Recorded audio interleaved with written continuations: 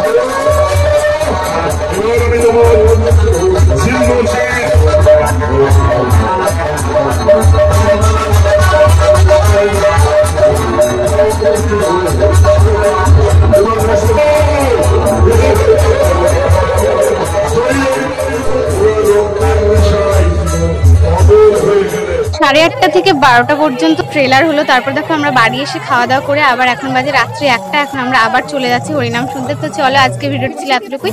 যদি ভালো লেগে থাকে লাইক কমেন্ট শেয়ার, চ্যানেলটাকে সাবস্ক্রাইব করো। টাটা।